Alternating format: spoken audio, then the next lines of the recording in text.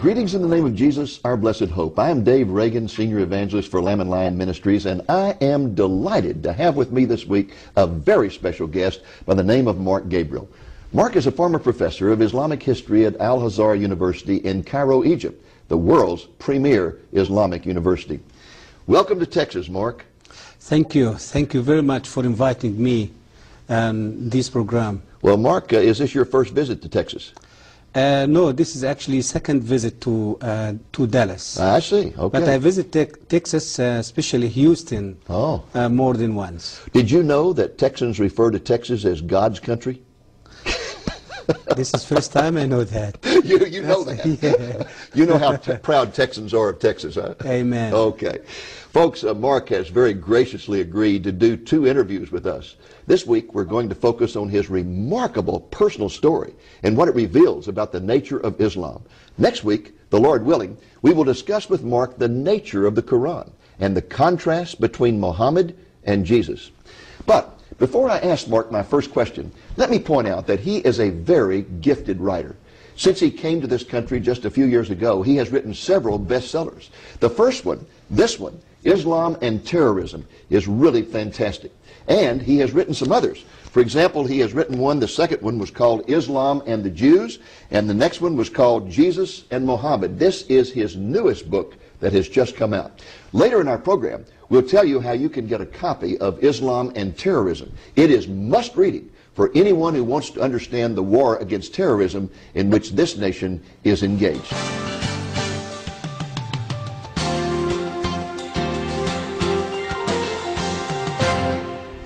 Mark, let's begin by talking about your upbringing in Egypt. Were you born and raised in Cairo? No, actually I was born in south part of Egypt, and my family was moved to Cairo when I was almost 14 years old. Oh, when you were 14? Yes. Okay. Were your parents strict Muslims? They are. Very devout. Not the secular type of Muslim that we often encounter in this country. No. In fact, you had an uncle who was an imam, wasn't he? He's a clerk, yeah, Muslim clerk, and imam also. Wasn't he the one who first began to inspire you to memorize the Quran? Yes, he took me when I was 5 years old, and he started helping me memorizing the Quran.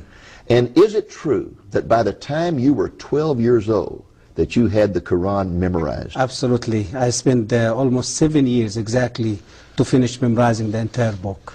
Now, Mark, yes. I have a copy of the Quran that is about that thick, and it's in very small print. Yes. We're talking about quite a lot of material there. Exactly. The size of the Quran actually is exactly like the size of the New Testament. So you had a book, the equivalent of the New Testament in length, memorized by the time you were 12 years old. By heart, absolutely. And you had it memorized in classical Arabic, right? Exactly, because the language of the Quran, it's classic Arabic. It's not dialect Arabic. It's not the Arabic you speak on the streets. No, absolutely not. And probably at the age of 12, you didn't understand all that, did you? No, even when I finished my secondary school, only when I start to really, my high school, I start to recognize the meaning of the verses of the Quran and the teaching of the Quran.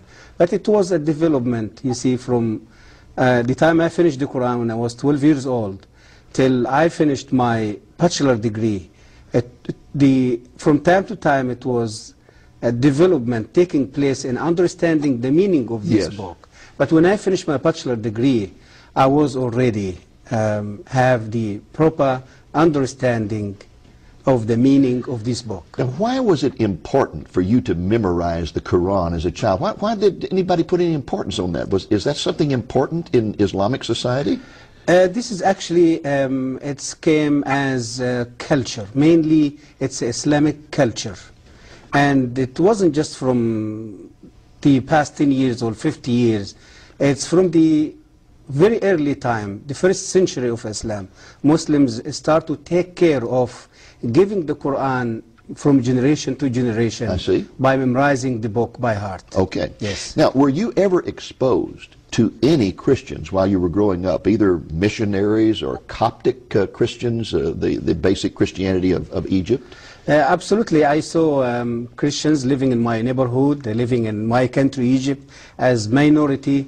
But the things that Christianity in Egypt didn't have really the power to influence Muslims, and this is the reason why I wasn't influenced by this type of Christianity during all my life, because the Christianity in Egypt is so tradition. Yes. More than 90% of Egyptian Christians, they are tradition.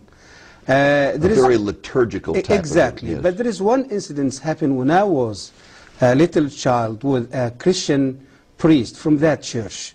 What happened at that time really was left a huge influence over my spiritual life. Tell us about it.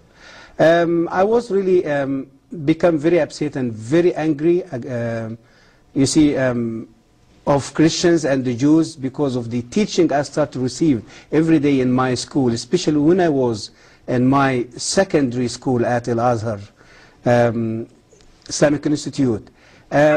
So one day I decided really to fire the Christians, and so I find the Christian priest in that church was using the road outside of my house, going from his place to his monastery every day. So every day I stand in front of my house and I start to just hit him with the stones and with, you see. How old were you at that time? And that time I was 13 years old. And you're throwing stones at a Coptic priest? Absolutely, and I injured his head. I injured him in his head terribly, and they took him to the hospital. But this man, when he get out of the hospital, he just came just to find out what's going on with me, why I'm treating him that way. He came back and found you? Yes, yes. And he know my house, he know my family even. So anyway, this man, he didn't came to revenge or to treat me in the same way, but he came to advise me that there is a fire inside me, and that fire is going to burn me before burning others. Wow. So, and he came to show me, or to tell me that he forgive me. Even I injured him and I caused big injury to him. He just came to show me that he loves me, he forgive me, and he said there is no reason for you to hate me or to treat me that way. That really impressed you, didn't it? Absolutely. This was really influenced my spiritual life even when I grow up and I become one of the best students in my university. Now you were basically sitting on top of the world as a person who was a professor of Islamic history at Al-Azhar University. You were also a Muslim imam at a mosque in Giza, right? Yes, Giza City, yes. I mean, you had all the prestige in the world, and yet one day you made a comment. I think I had it marked here. It's in your latest book, Jesus and Muhammad. You were a person who questioned things, and you were told at the university, you don't question. You were told that. Exactly. You don't question. And you kept questioning. And one day in a conversation with colleagues, you made this statement: we say the Quran is directly from Allah, but I doubt it.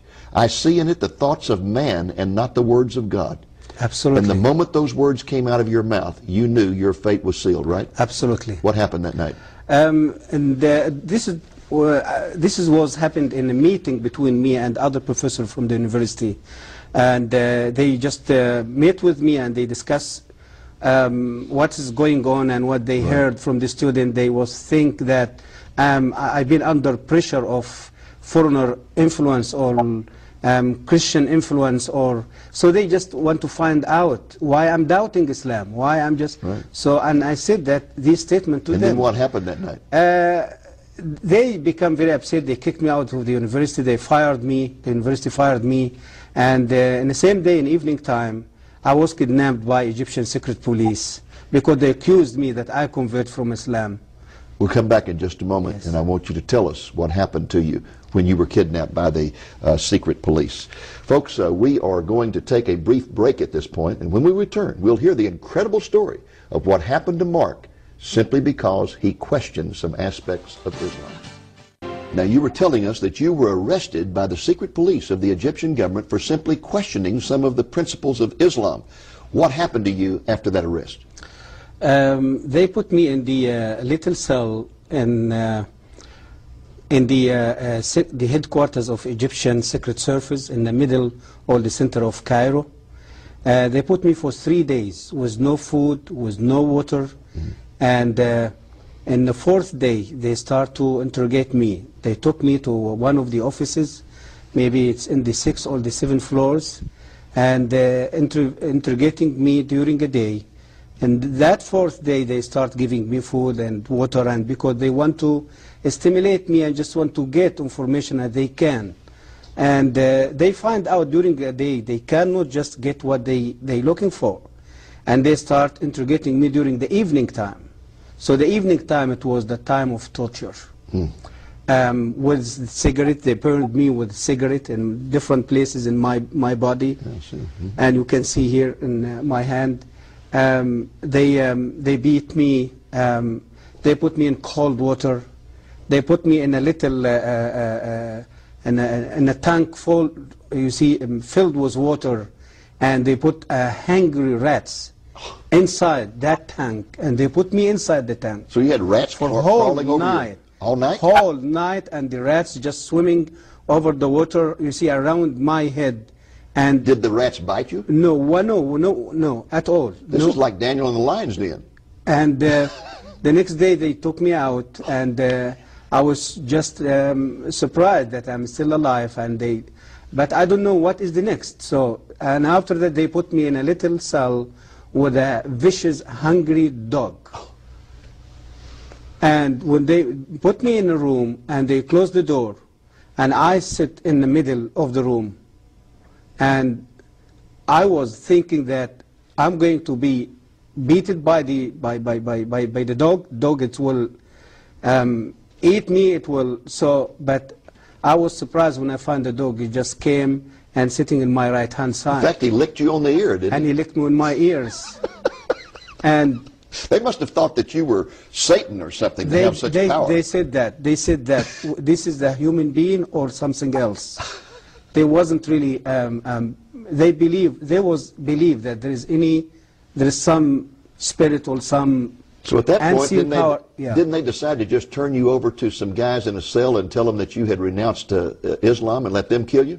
Yeah. So this is the understanding that I've been questioned by professors at the university. I've been fired by the university. To them, means this guy, he's just out of Islam now. He's convert now. In fact, they wanted to find out what missionary had converted you, didn't they? Exactly. And you hadn't been converted. Exactly. No, I have no idea about Christianity in that time. Yes. About Christ. I never even discussed Christianity.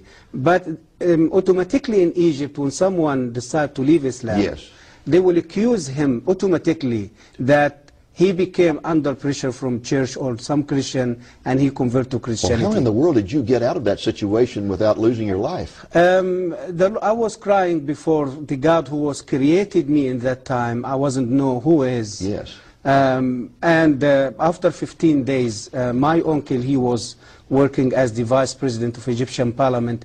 He was visiting Russia at that time. When he came back and he heard about my kidnapping, and so he came with permission from the government, and he came with his car, and he took me out of the prison. So you got out of prison due to the political influence of a relative who had been out of the country. Absolutely. And then when you went home, I understand your father tried to kill you. My father, he tried to kill me later, after 1 year searching for God, find out who is God, you see, till I received a Bible from a Christian pharmacy. So when I start reading the Bible, I start to find the truth about Christ. After I give my life to the Lord, I lived 1 year, whole year as a secret believer. So when my father heard about my conversion, he shot me with his own gun. He tried to kill me. So you were given a Bible by a Christian pharmacist, and that brought you to the Lord. Yes. And when that happened, your father decided to kill you for the honor of the family, I guess.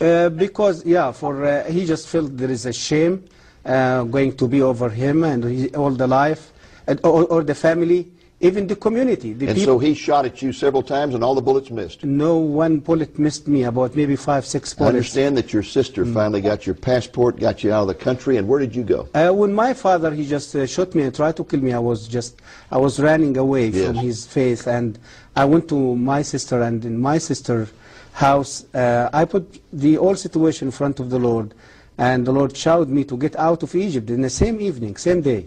My sister helped me. She brought my stuff. And where did you go to when you fled? I fled to South Africa by the road, traveling from Cairo to South Africa for 3 months over the road.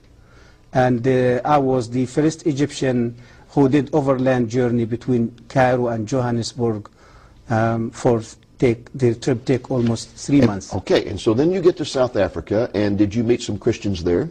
Yes, in South Africa I met with many Christians, and many churches, they start to hear about my story because the public media in South Africa, they wrote articles and published articles about my story. And Is it true that assassins were sent to South Africa to kill you? Absolutely. In South Africa, especially after I wrote my first book in South Africa, and my activity became very well known, and Muslim community, they felt they threatened by my activity there, and by this book was released there in Johannesburg in 1996, and they tried to end my life there so times. This religion of peace, just because you question Islam, this religion of peace kidnaps you, tortures you, tries to kill you, and even sends assassins to kill you in South Africa. Yeah. That's some religion of peace, isn't it? Yeah, this is how the world really been deceived by the media, by the world media, the secular media, by Islam. It's not religion of peace. Well, Mark, we're going to pause again here, folks, and we'll be back with you in just a moment. Okay, folks, let's just take a moment to summarize. Mark was a professor of Islamic history at Al-Azhar University in Cairo, and he was also serving as a Muslim imam, the equivalent of a pastor of a mosque, when he would openly question some things about Islam. He was immediately arrested, he was tortured for several weeks, and when he was finally released and went home, his own father tried to kill him. You were finally able to escape to South Africa, Mark. Yes. And tell us, when you arrived in South Africa, you said you met some Christian friends. In fact, I think you lived with a Christian family for a while. Yes. But let's just back up for a moment, because I know you became a Christian before you left Egypt. Egypt, yes. What appealed to you about Christianity? Before I met with Christ, I lived for 34 years under Islam, believing in Islam, serving Islam, learning about Islam, teaching about Islam. And I lived another year without faith. After I find myself, I'm already out of Islam. So I lived for 35 years searching for peace, searching for the true God, who is going to show me that He loves me more than anything in this world. Through the Quran, through the teaching of the Prophet of Islam, I was never experienced something like that. So when I get the Bible and from the doctor pharmacy, before I get the Bible, I lived for a whole year searching for God, asking myself who God can be. I had terrible headache. Every day go to the doctor pharmacy to get headache tablets. So, and finally she gave me the Bible and she gave me the headache tablets. I took the Bible in one hand and headache tablets in another hand.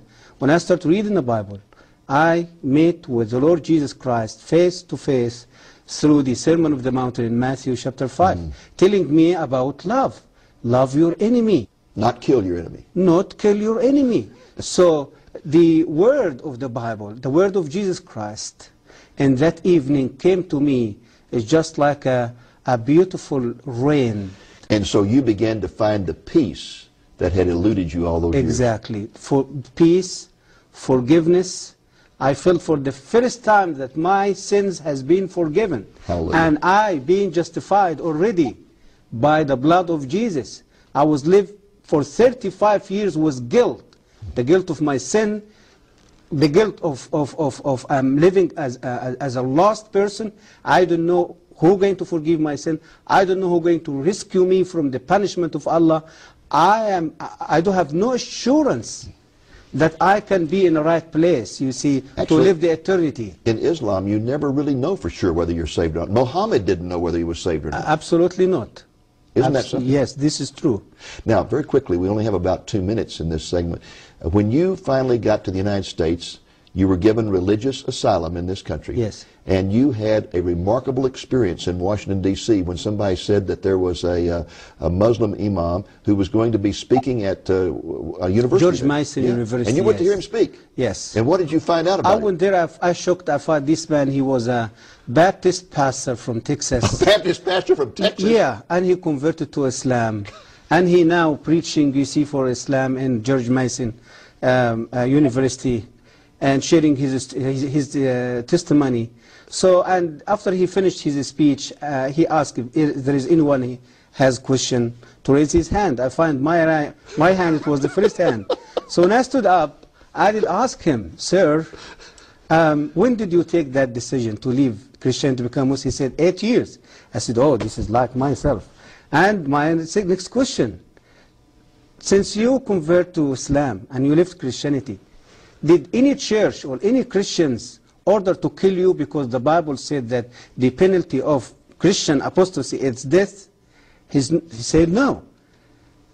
Did the FBI persecuted you here or arrested you here or tortured you here because you left Christianity to become a Muslim? He said no. I said to him, sir, I'm a human being like you. And I have the right to take a decision to change my religion or my faith like you. And I was a Muslim like you. I was an imam as you was a pastor. And I took the same decision you took. But the difference between me and you, that I was treated by Islam. I fired from my university. I kidnapped by the secret police. I've been tortured. I lost my family. I lost my country. And the sword of Islam is on my neck wherever I go. Why? Because the Quran said so. That the penalty of a Muslim apostasy, it's death. That is an incredible story. And in fact, folks, there's something about this particular story that he did not mention, and that is that when the man stopped speaking and asked for questions, he was the first to raise his hand, stood up, and first of all identified himself as a former professor of Islamic history at the university. And the imam was so impressed by that he said, oh, honored professor, please come up here and take over the podium. And the next thing he knew, he was on the stage at the podium in charge of the whole meeting. Absolutely. And asking him questions. Yes. Isn't it amazing how the Lord works? Shocked. Exactly. And showed immediately yes. that the difference between Christianity and Islam, that he leaves Islam and everyone tries to kill him and kicks him out of his family. He leaves Christianity and none of that happens to him. And yet Islam's supposed to be the religion of peace. He's still enjoying his life in America. Because of the freedom brought to this country through the Christian and the biblical principle. Yes. You know, the point that you made a few moments ago about no one in Islam knowing for sure whether they're ever saved or not, yes. Unless they die as a martyr. Yes. Then they have the assurance of salvation. Absolutely. But otherwise, there's no assurance. Even, again, Muhammad did not know for sure whether he was saved or not. Yes. That's a horrible thing to think you're having to earn your salvation, and no matter how hard you work, you still don't know. Exactly. You still don't know. Exactly. This is true. What a glorious thing it is that to encounter grace. Grace. Absolutely. I was questioning the doctor pharmacy was giving me the Bible after Muslims fanatic in Egypt attacking a Christian church. I was so upset. I was so little baby Christian. I did ask her, why people you can defend your church, you defend your people. What she said to me, Mark, I want to say something to you. Our God, He is not in need for us to defend Him or to kill others to defend Him or to defend His church. Our God, He is strong enough to defend Himself, His name, and His people.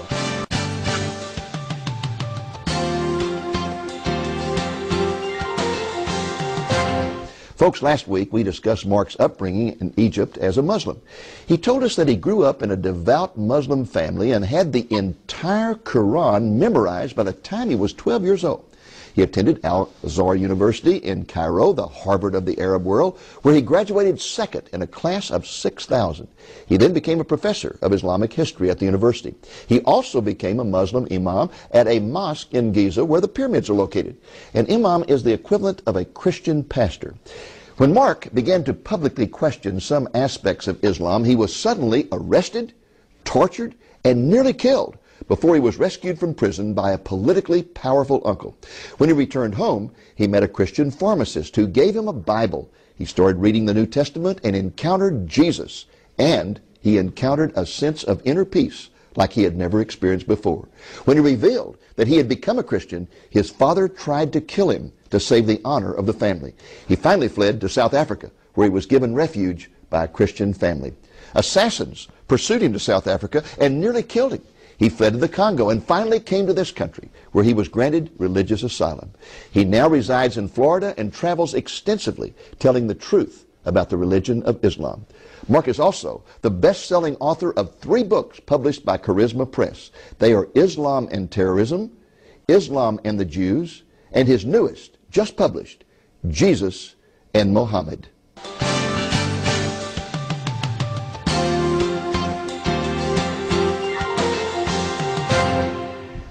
Mark, most of our viewers have never read the Quran, and they don't know really how different it is from the Bible. So fill us in. Give us a comparison here between the Bible and the Quran. Yes, the Quran, as Muslims believe, consider the holy book of Islam. The size of the Quran, it's exactly like the size of the books of the New Testament. And the book contains 114 chapters. Which are called surahs. Which called in Arabic language, surahs. Okay. Exactly. And the book is considered, as the Muslims believe, the word of Allah, who was revealed directly from Allah to Muhammad through the angel Gabriel. Okay. Now, how does it differ, though? I mean, an average person, let's say an average Christian, has read the Bible, and he's aware that when you start reading the Bible has lots of stories, and it tells this story and that story, and the relationship with God, the nature of God, is taught through stories. But you don't find that in the Quran. No, actually, the Quran wasn't really organized logically. And when the Quran usually discuss about a specific story, for example, like the story of Abraham, or the story of Joseph, or the story of Moses, you're going to see that these stories, it's in all over the Quran. All over. So you have... Like somebody shot a shotgun. And exactly. Exactly. And the Quran, even when they translate the Quran into English or another foreign non-Arabic language, they just transfer the meaning of the Quran, you see, to the English or another language.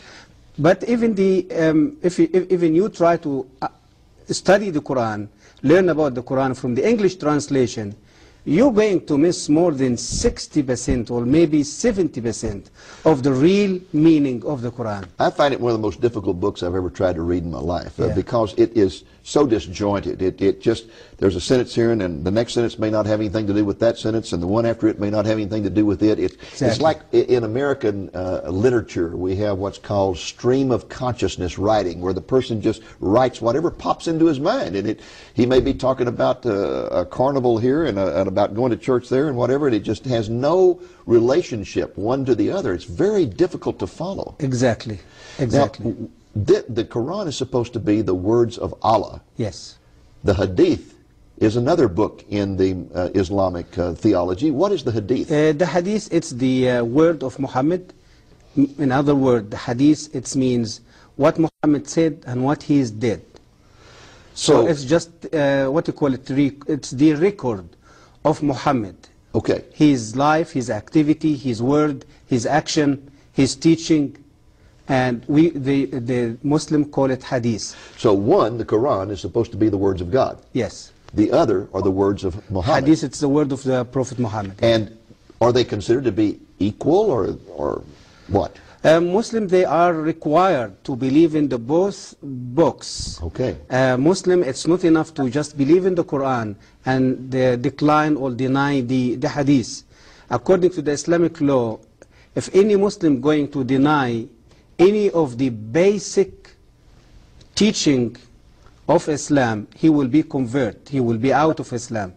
And hadith, it's one of the most basics, you see, in Islamic faith. Okay. Now, another difference between the Quran and the Bible is that the Bible was written by individuals like Moses or Paul in the New Testament, where they sat down, they wrote letters, or they wrote histories or whatever. But Muhammad never did really just sit down and write the Quran or write the Hadith, did he? No.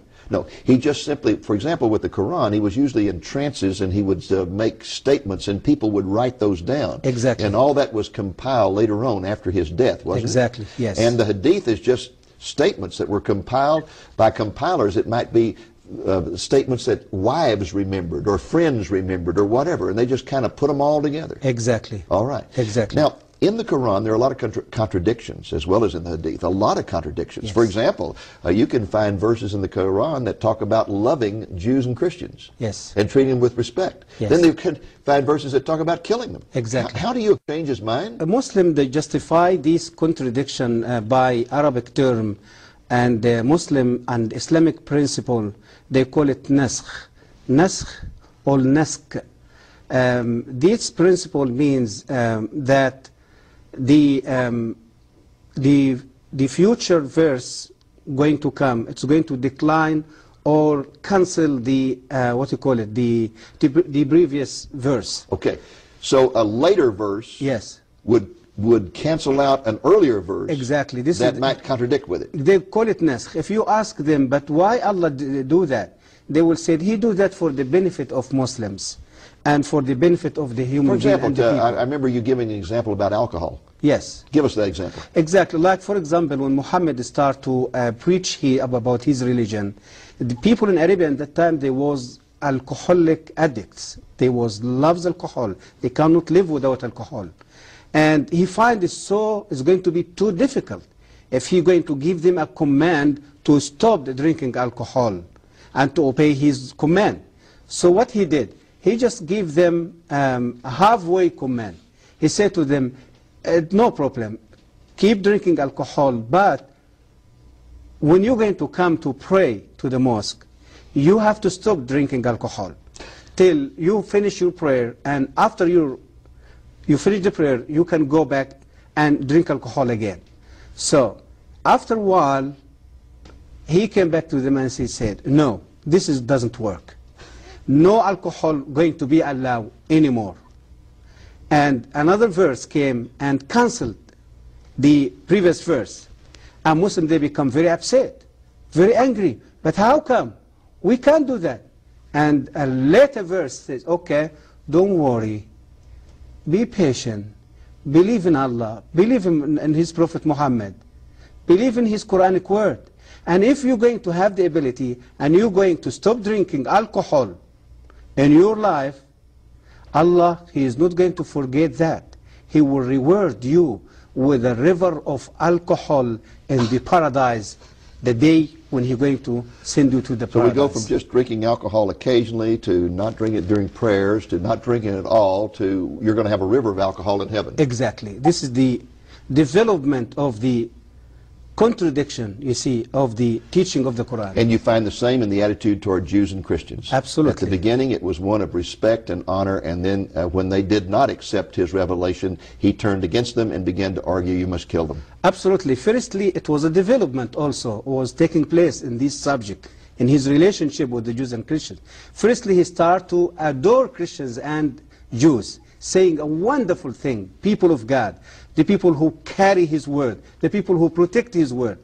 And later, He said, yes, you are these people.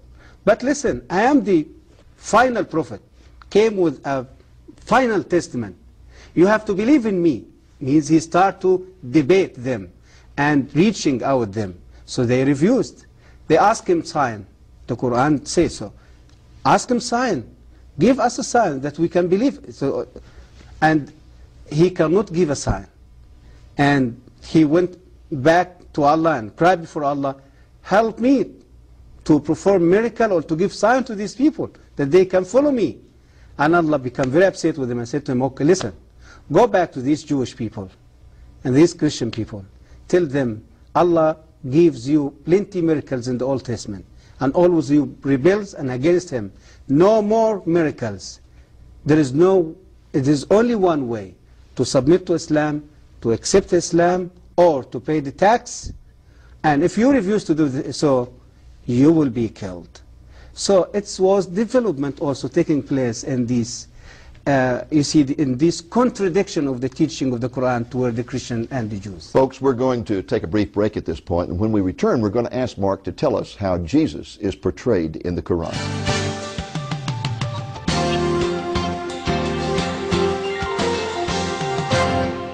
Mark, let's talk a little about the Muslim view of Jesus. I read in the paper recently where a Muslim imam was invited to speak at a large Christian church in the Chicago area. And when he got up to speak, the very first thing he said was, I want you to know that we Muslims love Jesus as much as you Christians do.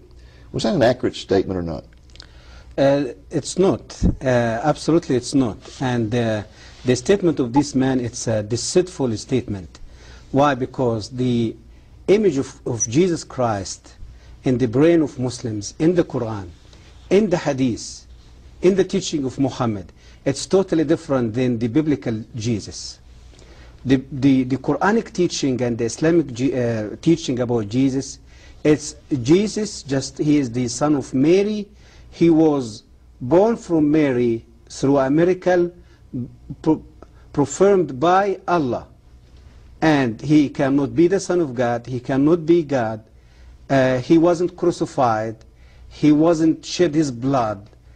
All the biblical view about the identity of Jesus Christ, it's misinterpreted by the Quran and by the Islamic teaching. When this man say a statement like that, he absolutely deceived the Christian congregation in the church as the Muslim imam after September 11. Yeah, just trying to get them on his side. Exactly. Right? Yeah. Deceived the world through the secular media by telling that Islam it's a peaceful religion. Now, same way. Let me make sure I understand this. They do believe in a miracle birth for Jesus. They do. But the Mary that they identify is really confused, because isn't the Mary, the mother of Jesus, identified in the Quran as Mary, the sister of Moses? Exactly. This is one of the historical mistakes in the Quran. Yeah, exactly. a lot of mistakes about Old Testament, because I get the impression that in his travels, Muhammad probably talked to a lot of Jews, a lot of Christians, got these stories, but got them all mixed up. Historical mistakes, linguistic mistakes. Yes. And as we talk about contradiction of the Quran, yes, we have to talk also about the mistakes, the historical, yes, okay. Now, to get back to Jesus for just a moment, so they view his birth as miraculous in some way or other, yes, although it's from the wrong person. Yes. And then the argument is that he was not God in the flesh, that he was basically just a great prophet, right? Yes, he considered one of the Uli al-Azm min al-Rusul, means the greatest prophets, okay, means Muhammad, Moses, Jesus, Abraham. So they consider him one of the greatest prophets. But Muhammad being the final and greatest of the prophets. He is the greatest and he is the final one. Okay. Now, did you say that they deny the crucifixion? They do crucify the yes. Does the Quran deny the crucifixion? Absolutely. Chapter number 4. Okay. Explain وَمَا قَتَلُوهُ وَمَا صَلَبُوهُ وَلَكِنْ شُبِّهَ لَهُمْ. So Jesus just died? No, he was never died. He was never crucified. When just the Jews tried to crucify him, Allah took him to heaven. Okay. And he's still alive in heaven. Now, do they believe that there will be a second coming of Jesus? They do believe about the second coming of Jesus, yes. Tell us about that. The Islamic view about the second coming of Jesus, totally different than the biblical view. All what Islam talking about his second coming, he's going to do some things. One of these things, he's going to come and to kill all pigs around the world. Kill all pigs? All the pigs. Yes. Are you serious? Yes. سَيَقْتُلُ الْخِنْزِيرِ. This is the hadith, the word of Muhammad. Okay. Said so. And he's going to come to break the cross, any cross, wood cross. Break all crosses. All the crosses around the world. Okay. And he's going to stop the jizya, means stop collecting tax from Christians. Okay. So that they can still, and he's going to bring justice to the world. Okay. This is the only good point. He just picked it up from the Bible. Yes. But this is they view and they believe about his second coming. It's now, unbelievable. Mark, your newest book is this one here called Jesus and Muhammad. This has just come out. The subtitle, Profound Differences and Surprising Similarities. Similarities. Let's start with those.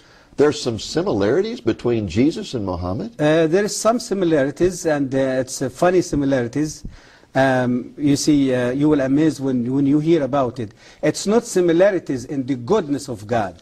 No, it's just a normal similarities like the way he grew up, the way he was acting when he was a little child. Like, for example, Islam speaks as Jesus, as the Bible told us about prophecy, prophesied about the coming Messiah. The Islamic side, they say there is prophecy, prophesied about the coming final prophet. Okay. When Jesus, he was a little boy and Yes. just go to the temple every time. Yes, and Simeon prophesied over exactly, this. yeah. Exactly. Simeon prophesied over him. There is another Arabian guy, his name Waraka bin Nawfal. It was the cousin of his first wife. Yes. They said he prophesied about his coming. Okay. About Jesus going to the temple and debating the Jewish Yes. leaders, religious leaders.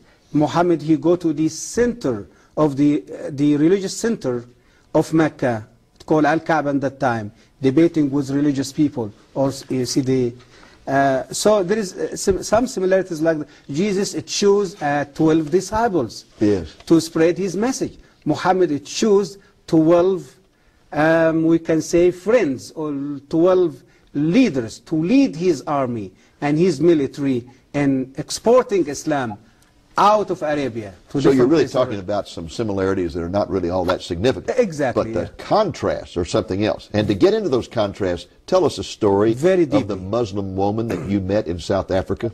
Very deeply. Jesus Christ came to bring hope, to bring forgiveness, to bring peace and love. Muhammad came to bring revenge, hatred,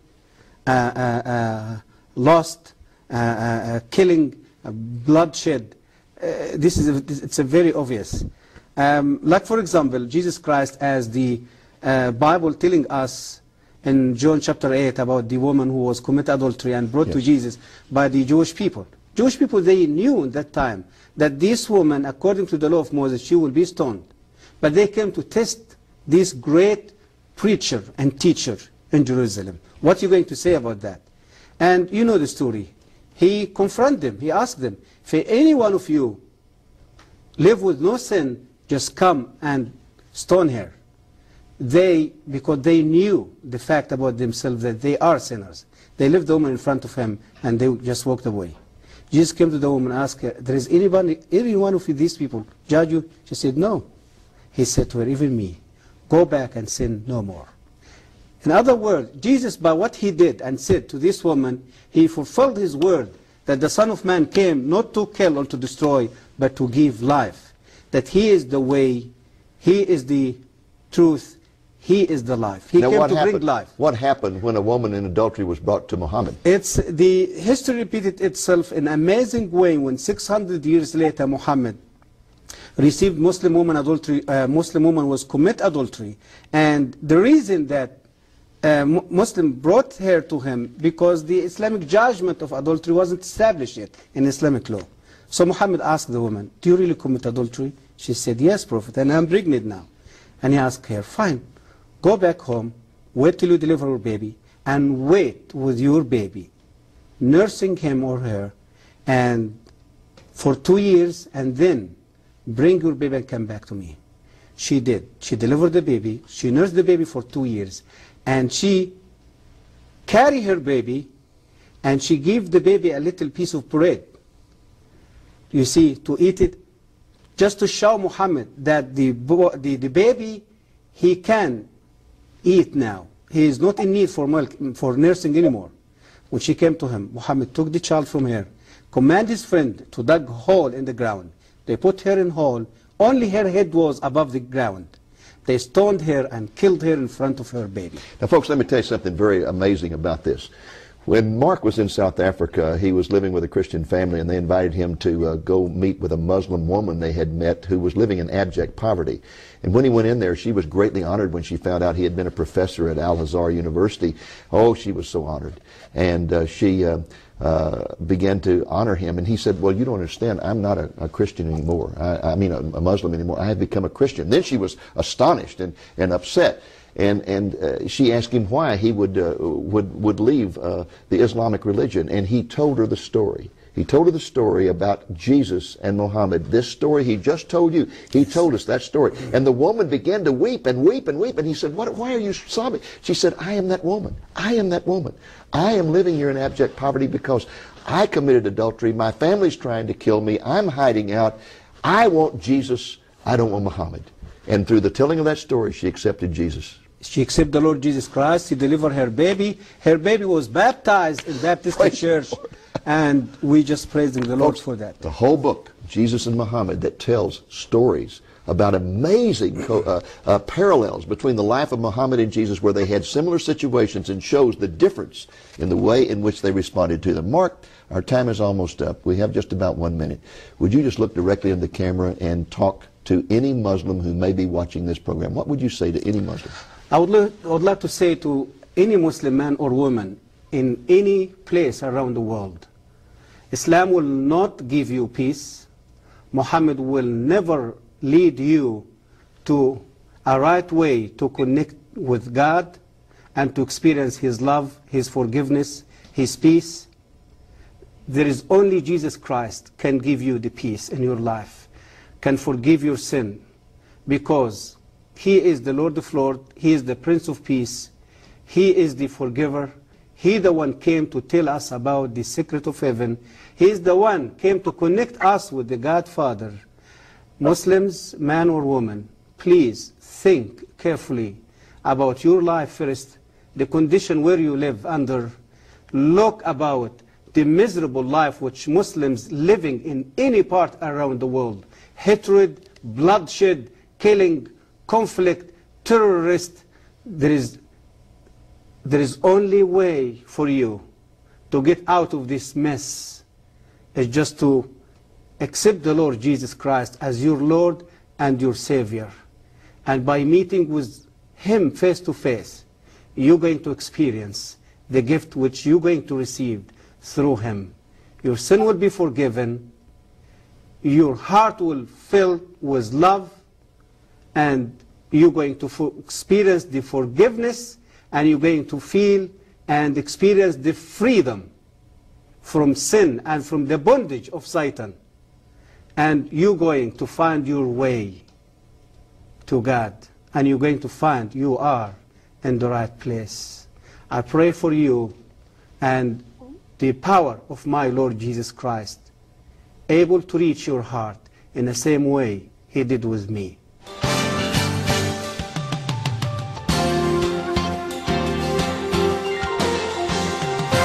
I want to thank you for tuning in this week. I hope the program has been a blessing to you, and I hope you'll be back with us next week. Until then, this is Dave Reagan speaking for Lamb and Lion Ministries, saying, look up, be watchful, for our redemption is drawing near.